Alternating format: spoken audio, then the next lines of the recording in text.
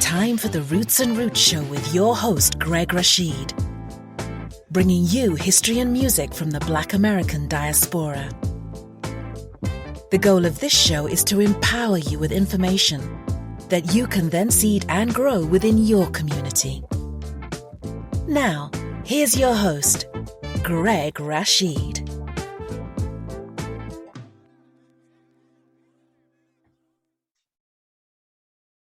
Good morning, good afternoon, good evening, everyone out there. This is Greg Rashid with another edition of the Root and Root Show. Heard by many people, and it's funny that all of a sudden I'm getting this weird popularity in India, but we're heard all over the world. I'm here, it's a lot of you know who listen to the show regularly, based in Bangkok, Thailand. But a lot of folks listen every Sunday at 3 p.m. Mountain Standard Time on KUHSdenver.com, created by the one and only the king of the oligarchs himself, Henry Archuleta. And I want to say hi to all my friends in the Colorado region. Just happy to be on here today and to have as my guest someone I had on, I can't believe it was 2 years ago, but I had my guest on 2 years ago. And we talked about his book at the time, The Dizzy and Daffy Dean Barnstorming Tour, Race, Media, and America's National Pastime. And it was on Roland and Littlefield Press. And he has written so many books. In fact, when I came back here to Thailand last year, I had to go in quarantine for a week because everyone has to do that when they come from another country. And what kept me sane during quarantine is rereading his great book, The Negro Baseball Leagues, A Photographic History. And who I'm talking about is someone I want to grow up to be one day, aspire to be, the one and only, the king of Negro League history, I can say, the great Phil S. Dixon. How you doing, Phil? Oh, I am doing great, Greg. And boy, that's quite an intro you gave me there. Well, I can go longer. I mean, you just, I mean, goodness, man, you are, as I said the first time I interviewed you, and I'll say it again, you're the man. You have so much information about Negro League history, which also dovetails into the history of this country.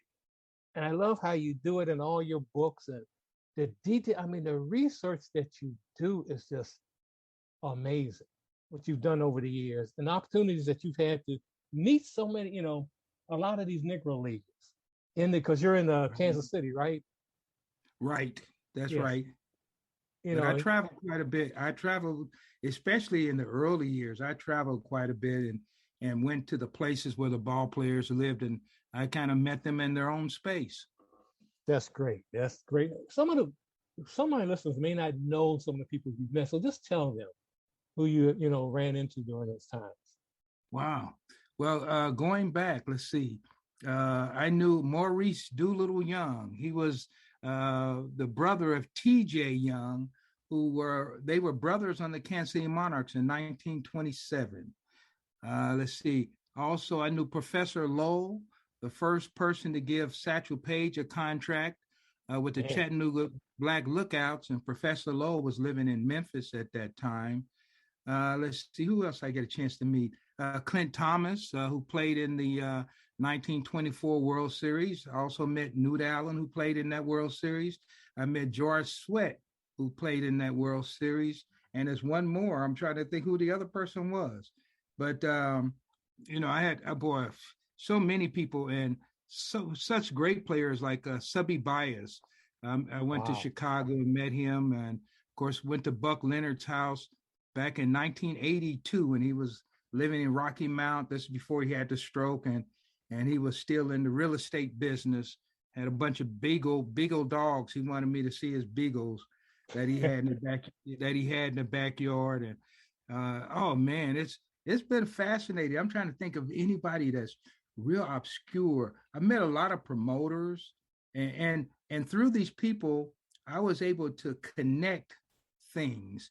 I remember meeting Sam Brown, who was the traveling secretary of the Memphis Red Sox. Right. And I know Buck O'Neill always tells a story that Dizzy Dismukes introduced him to his wife, Ora, and Sam Brown said it was me who introduced him.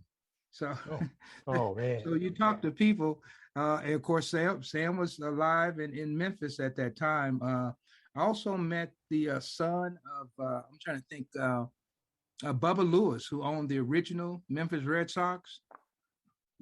And Okay. Bubba Lewis, one thing I'll tell you about Bubba Lewis owned the original Memphis Red Sox, and he was also the person who embalmed Martin Luther King.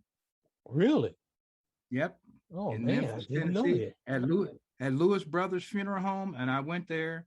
And of course, Bubba Lewis was deceased. His son was running the funeral home, but his wife was still living. And matter of fact, I have a picture of him and his wife and a bunch of ladies standing. And I got that from his wife, and that was the only really good picture that most people have ever seen of Bubba Lewis. My goodness. I mean, that's amazing. I mean, your collection of this memorabilia is just fascinating. It's just something. But before we continue talking more about, Negro League history, I want you to talk about an incident that happened to you a week ago. That really, I mean, I know it made me I was hot. I was just mad when I heard about this. And I know a number of other folks out there were upset, but talk about that. And it has to do with a Zoom, chat that you had about Negro League history. And just talk about that.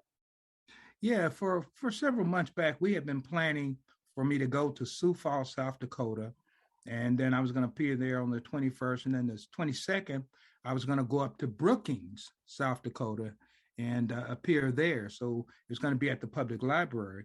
But then, this part of the country, the weather will come in. So anyway, it started snowing, dropping below zero. So we decided to put everything on Zoom. So I went ahead with the broadcast for Sioux Falls the first night. And then on the second night, I was doing the broadcast to Brookings. And I basically dedicated my broadcast to Jackson, Daniel Thumper Jackson. That's a guy you got to look up. Most people don't know about him, but he was like a big star, and he played there for the Brookings team. So I'm dedicating it to him. So I'm about 10 minutes in, and I'm giving this just a general history at that particular point, and then getting ready to focus on South Dakota, right? And then all of a sudden, I see writing on my screen. And at first, it looked like some circles, like maybe somebody trying to write with a mouse or something. Right. And, and I'm giving my presentation, but at the same time, I'm saying in my mind, why is somebody writing on my screen? And then it didn't take long before I realized that they were writing curse words and usually they use the N word just as freely as anything. And then, so that's happening at one time. And then simultaneously, the person opened up their microphone, and the same thing that they were writing, they began saying verbally. Now, it caught the girl at the Brookings Library, who was the host, completely off guard as it did me. Yeah. And it was probably about 25 people or something. I can't remember exactly. And it was being recorded, by the way. So then while they're trying to mute the person's mic, and they told me, say, look, go ahead and stop your PowerPoint, because when I tried to go to the next slide, the words stayed on the screen. So the only way I could get rid of those words was to end my PowerPoint and then start it all over again. Yeah. So we figured that out real quick. But at the same time, they attacked us three ways. So they wrote on the screen, then they opened their mic, and then in the picture that you have for the, you can see the people who are in there. I couldn't tell if this was a movie because it was timed too well, but the person started defecating. Oh man!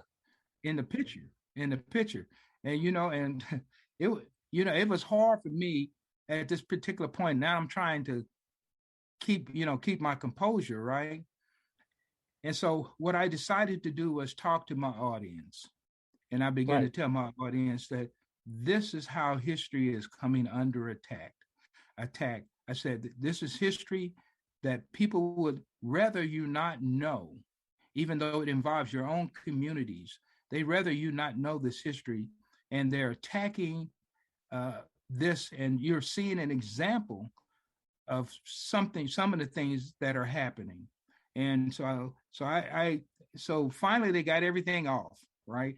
And I restarted my PowerPoint, and I proceeded on, and nothing was going to stop me from giving my presentation. The whole Right. it was I had a challenge though, because it's still in your mind, and you try, and I had to really think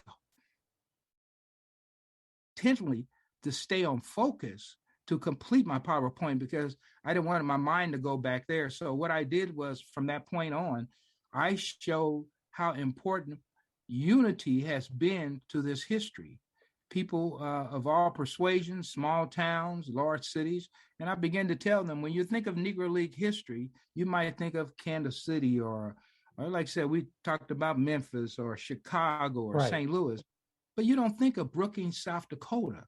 But there is Negro League history all over that city, all over Sioux Falls, South Dakota. It does, and I've traveled up in that area. And there was a newspaper article that followed a couple of days later, right? And I explained to them that for years I had been going by myself. Now my family doesn't really feel comfortable with me going by myself to some of these places. And I've been to really small towns. Right. I don't, I'm probably as well traveled as any historian, because I wanted to live the story I was telling. And so I've been to a lot of these places that, African American teams barnstorm to, and some of them quite small, and and off the beaten track. Some places where they've never had a African American presenter there, and probably in generations. That's But amazing. they welcome Forever. you, and yeah, maybe a pastor, maybe, but certainly not someone speaking on history and speaking boldly about racism in history, and sometimes their role, and sometimes their good role. They're bad roles, they're good roles. Right. But I would tell the story, and people wanted to hear the story, and so they came out, and I completed a 200 city tour, 17 states, including Canada, and I drove the entire tour. My goodness. Yeah, I think your family's right though. I think from now on, maybe you should have someone with you, because it's this attack on history, our history. It's you are, you're not the only one, but it's just a shame that this had to happen to you. And you Yeah. wonder what's in these people's minds. Why waste your time even doing this? Not you waste your time, but why would someone waste their time doing this? What do you get? What are they getting out of it? Well, let me tell you how it works. The people who attack my broadcast, I ended up getting more publicity because they attacked my broadcast and my presentation than I would have gotten if they had left it just alone. Man, yeah. So it actually worked the reverse of what, if they intended to destroy it, whatever they intended to do, it didn't really work, because now more people were drawn to know that this happened than, had it not happened at all. Right. It would have just been Yeah, it's a shame that something like that had to happen, because I mean, like I said, I was livid, and I was going to have you on my show again eventually at some point, but I said I got to get Phil on now. I got to definitely get him on to talk about this, because Black History, Black History Month has been under attack. I've seen this my whole life. When people say, "Why don't you have on White History Month?" Yeah. And I've been seeing that all my life, but I never thought it would come to this that we're seeing now. Yeah, this attack is really, and it's a shame, because a lot of people don't, like you're saying, they don't want anyone, doesn't matter what race, they don't want anyone knowing the true history of what we've done in this country. That's true. And there's some, I have to say honestly too, and it's only like a handful, but there's some Black folks out there who are attacking their own history right now.